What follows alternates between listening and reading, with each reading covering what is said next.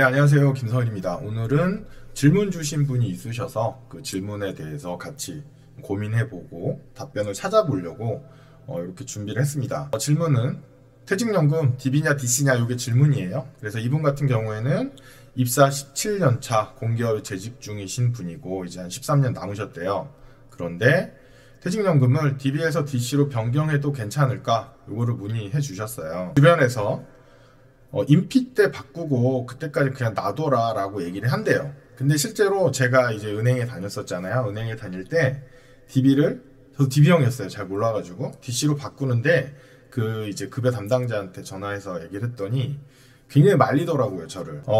그냥 DB로 놔둬라 라고 굉장히 저를 설득을 했었는데 제가 계속 바꿔달라고 해서 이제 결국 바꾸긴 했는데 생각보다 인식이 굉장히 이제 잘 모르시는 분들이 너무 많아가지고 그런 게 있고, 그리고 참고로 임금 피크 들어갈 때는 대부분 회사가 DC로 바꿔주더라고요. 왜냐하면 임금 피크라는 게 임금이 피크를 찍고 그 다음에 계속 임금이 줄어드는 거거든요. 근데 DB 같은 경우에는 그 마지막 급여를 기준으로 해서 이제 퇴직금 산정이 되기 때문에 당연히 DC로 변경을 해줘야 돼요. 안 그러면 손해가 가는 거기 때문에 이걸 만약에 회사에서 모르고 있다 그럼 정말 큰일 나는 거죠. 왜냐면 그러면 근로자가 직접 알아서 요청을 하든지 해야 돼요. 이분 얘기를 다 더 해보면 이제 선생님 책 2권을 읽었고 감사합니다. 네, 감사하고요. 최소 DB 수익률만큼은 나오지 않을까. 물론 이보다 더 많은 수익 6에서 8%를 얻고 싶긴 하죠. 그래서 뭐 한 1억 4천 정도 될 것 같대요.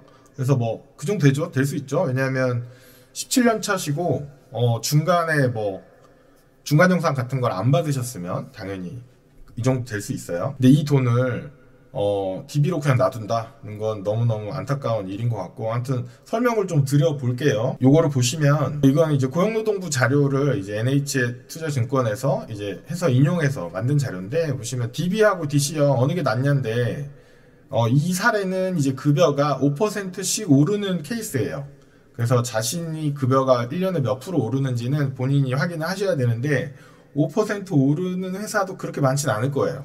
보통 이제 호봉제인 회사인 경우에 호봉상승분에다가 보통 물가상승 요거를 조금 더 해주죠. 그렇게 해서 뭐 몇 프로 정도 이제 수준이 정해지는데, 승진이 있거나 하면 좀 더 많이 오르기도 하고, 요 케이스를 보면 1년에 5%씩 연봉이 상승하니까 100만원, 105만원, 110만원 등등등 해서 5년차에 122만원이 돼요. 그래서 퇴직 시 직전 3개월 평균 임금, 요게 5년차니까 퇴직 시 직전 3개월 평균 임금이죠. 그래서 요거에다가 근속연수 5를 곱해가지고 610만원을 받게 돼요. 퇴직금으로. DB형일 때는. DC형일 때는 어떻게 되냐면 매년 급여, 한 달치 급여, 그러니까 12분, 임금 총액의 12분의 1인데 요거를 이제 한 달치 급여를 DC형 계좌에 넣어줘요. 제 DC형 계좌에다 넣어주는 거예요. 넣어주면 근로자가 직접 운용을 하는 거죠. 제가 직접 운용을 하게 되는데, 그 다음에 2년차가 되잖아요. 2년차가 되면 다시 105만 원이 그때 내 평균 월급이잖아요. 그럼 105만 원을 또 넣어줘요. 그러면 저는 1년차 때 100만 원 운영한 거랑 2년차 때 다시 105만 원 받잖아요. 그 두 개 합해서 또 운영하면 돼요. 계속 이런 식이거든요. 근데 만약에 운용 성과가 7%라고 하면 100만 원에서 100만 원 첫 해 받았잖아요. 그걸 운영해서 107만 원이 되죠. 그럼 107만 원에 105만 원 합친 거, 그럼 212만 원인가요? 212만 원을 다시 7%로 굴리고 이런 식으로 계속 가는 거거든요. 그러면 어떻게 되냐? 7%로 내가 수익이 난다고 하면 676만 원이 돼요. 여기는 610만 원이죠? 676만 원이 되고 내가 10%로 굴릴 수 있다라고 하면 730만 원이 돼요. 그런데 이거는 지금 5년만 계산했잖아요.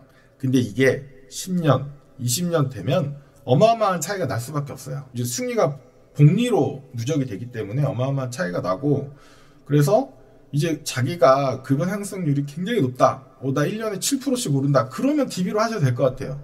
왜냐하면 자산 배분 투자를 했을 때 기대 수익률을 일반적으로 뭐 5에서 10% 이렇게 얘기하기도 하고 7, 8% 이렇게 얘기하기도 하거든요. 제 책에 나오는 백테스트 결과들도 보시면 고수준이에요. 그래서 만약에 내가 1년에 내가 매년 급여 인상률이 막 7%, 막 10% 된다. 그러면 DB가 유리하죠. 왜냐하면 DC는 이게 그 정도 평균 수익률이 나올 거라고 예상은 하지만 변동성이 있잖아요. 근데 만약에 급여 인상률이 뭐 7%, 10%다. 그럼 당연히 DB가 유리합니다. 근데 그런 사람 많지 않죠. 많지 않아서 저는 당연히 DC를 추천드려요. 네. 그리고 예를 들어서 뭐 그 승진을 앞뒀다. 예를 들어 지금 대리님인데 내가 내년, 내후년에 과장을 단다 하시면, 근데 과장을 달 때 요 승진할 때 연봉이 엄청 많이 올라요. 뭐 10%, 20% 오르는 회사들도 있거든요.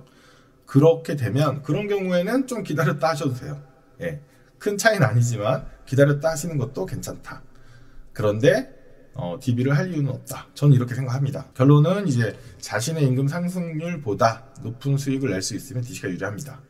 그런데 임금 상승률이 생각보다 큰 회사가 많지는 않기 때문에 전 DC가 유리하다고 생각을 하고, 실제로 제가 은행에 다닐 때 DB형이었어요. 근데 제가 마법의 연금 권리를 썼음에도 불구하고 제 DB인지 DC인지 몰랐어요. 예, 부끄럽지만 저도 금융맹이라서.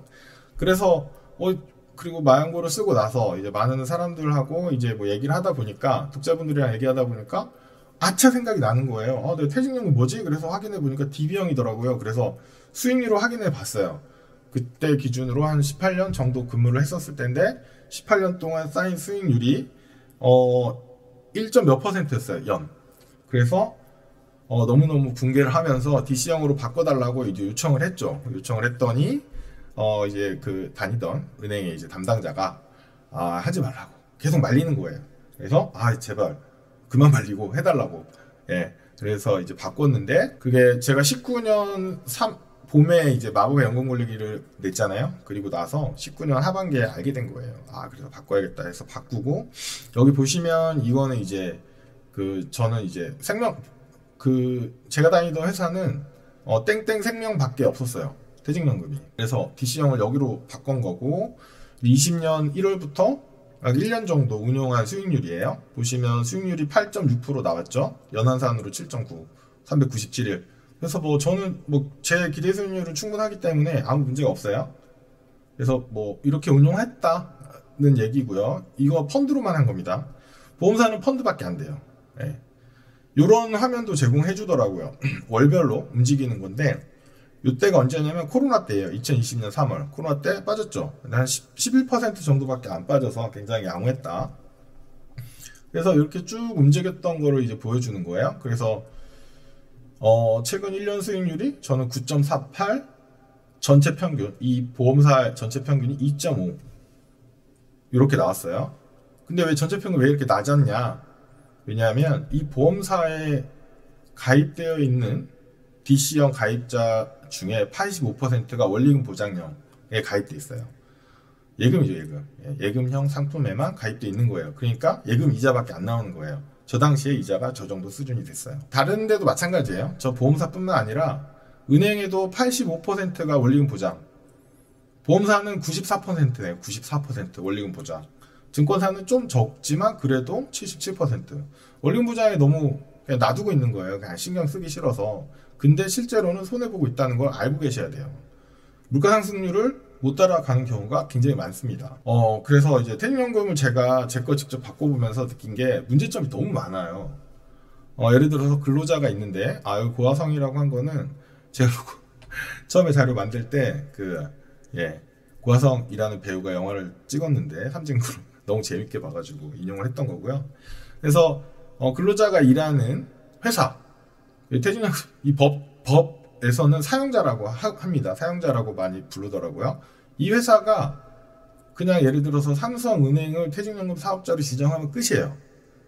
그럼 여기에서만 할 수밖에 없어요. 이 회사에 다니는 사람은 문제가 많죠. 근데 어떤 회사들, 뭐 LG전자도 그렇고, 저 몇몇 회사들, 예를 들어 삼성전자도 그렇고, 이런 회사들은 퇴직연금 사업자를 막 5군데, 6군데를 지정해 놓은 거예요. 증권사도 있고, 보험사도 있고, 은행도 있고. 그러면 여기 다니는 근로자는 여기를 골라서 할 수 있어요. 내가 증권사에서 뭐 ETF로 하겠다. 마연구를 보고 뭐 하겠다. 이렇게 하면 증권사 골라서 하면 되고, 아니면 뭐 나 보험 쪽에서 하겠다. 뭐 이렇게 고를 수 있는 거예요. 근데 이렇게 해줘야죠. 그쵸? 이렇게 해주는 게 맞잖아요. 자기의 퇴직금인데 아무것도 할 수 없다는 거 문제가 있죠. 그리고 이 기업들이 우리 회사가 다니시는 직장이 근로자의 퇴직연금 수익률을 올리기 위해서 신경을 쓰지 않아요. 왜냐하면 의무사항이 아니잖아요. 나는 근로자의 퇴직금을 잘 준비만 해주면 되는 거야. 법적으로 내가 문제가 안 생기게끔. 근데 이 사람의 수익률을 내가 신경 쓸 이유는 없어요. 왜냐면 신경 쓰다가 문제가 생겨도 욕먹으니까 싫고. 여기 있는 퇴직연금 사업자들도 마찬가지예요. 그러니까 고객이죠. 은행의 고객 혹은 보험사의 고객의 수익률을 높이려는 인센티브가 없어요. 자기한테 인센티브가 없으니까 굳이 그걸 신경 써주지 않아요. 그래서 이 영상을 보시는 이런 분들, 자기가 직접 신경 써서 해야 돼요. 지금은 어쩔 수 없어요. 최근에 디폴트 옵션이 나왔죠. 이런 문제들 때문에 디폴트 옵션을 정부에서 만든 건데, 디폴트 옵션은 다음에 한번 다루겠지만, 제도의 취지는 좋지만 문제가 좀 있어요. 그리고 디폴트 옵션에 나와 있는 상품들 좀 그런데 이건 다음에 한번 찍기로 하고요. 그리고 제가 그래서 이게 문제점이 너무 많더라고요. 제가 직접 운영을 해보니까 포트폴리오 만들려니까 문제점이 너무 많아서 너무너무 화가 나는 거예요. 그래서 제가 청와대 국민청원을 올렸어요. 보이시죠? 2019년 11월에 국민청원 올려가지고 제가 올린 건데 371명이 참여해 주셨어요. 아마도 제 블로그 오시는 분들이 해주신 것 같아요. 그래서 371명밖에 참여를 안 해주셔가지고 당연히 답변을 못 받았죠. 어떤 내용인지 요약을 해드리면 이런 거예요. 근로자가 퇴직연금 사업자를 선택할 수 없다. 금융회사 이거를 선택할 수 있게 해줘야죠. 왜냐하면 내 퇴직금인데 내가 관심 갖고 신경 쓰겠다는데 선택의 그 여지가 없다는 건 문제가 있다고 저는 보거든요. 근데 현행법상으로는 기업의 사업주, 기업의 대표가 이걸 선택할 수 있게 돼 있어요. 근로자가 얘기를 하려면 노동조합이 하거나 아니면 근로자 과반수의 동의를 얻고 이런 복잡한 절차가 있어서 거의 불가능하거든요. 그래서 사장님이 좋은 마음을 가지고 이거 되게 간단해요. 예를 들어서 증권사에 전화해가지고 미래에셋이나 이런 데 전화해가지고 나 땡땡땡 회사 대표인데 퇴직연금 사업자 너네 들어오면 좋겠다. 그럼 정말 좋아해요. 정말 좋아하기 때문에 어렵지 않습니다. 그래서 사장님들이라면 그런 걸 좀 해주시면 좋을 거고 미래에셋이랑은 아무 상관이 없습니다. 두 번째는 퇴직연금 사업자, 금융회사가 판매하는 상품이 제한적이에요.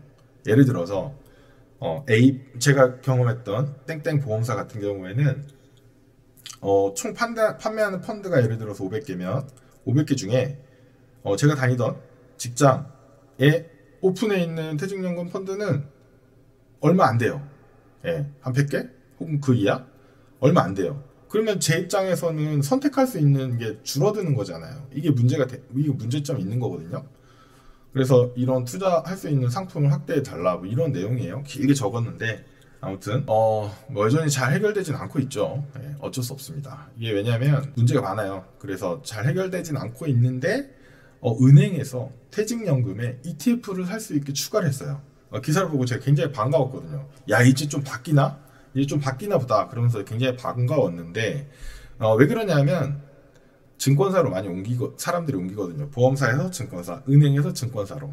그래서 실제로 증권사의 퇴직연금 운용 규모가 점점 좀 커지고 있어요. 그래서 그건 아마도 제가 마법연구 굴리기를 통해서 많이 알려서 조금 도움이 되지 않았을까 저 혼자 이렇게 생각하고 있고요. 근데 은행들이 퇴직연금 ETF 추가한 건 좋은데 너무 제한적이에요. 시중에 ETF가 600여 개, 지금 거의 700개 넘었나? 아무튼 그럴 거예요. 근데 굉장히 종류가 많은데 그 중에서 은행에서 파는 게 20-30개밖에 안 되는 데도 되게 많아요. 예를 들어서 내가 국민은행 혹은 어느 은행에 퇴직연금이 들어가 있어요. 그래서 ETF로 가입하려고 보니까 20-30개밖에 없는 거예요. 왜? 도저히 설명이 없어요. 퇴직연금에서 이제 아예 할 수 없는 레버리지나 인버스 ETF 빼고 합성 어쩌고 하는 ETF들 빼고는 하게 해줘야 되지 않을까 저는 이렇게 생각하는데 왜 그 ETF를 그 은행에서 그 ETF를 선정했는지도 이해가 안 돼요. 잘 이해가 안 되는 상품들도 있더라고요. 제가 보니까 제가 몇 군데 확인해 봤거든요. 너무 답답했고 이거 그냥 다 오픈해 버려야죠. 오픈해 줘야죠. 선택할 수 있게. 근데 이게 재밌는 게 펀드를 팔면 판매사가 판매 수수료가 많이 남습니다. 근데 ETF는 별로 안 남는 걸로 알고 있고 거의 없거나 그래서 그런 문제가 있나? 라는 생각도 문득 드는데 이왕 열기로 했으면 시원하게 다 열었으면 좋겠어요. 뭐 아무튼 그렇습니다.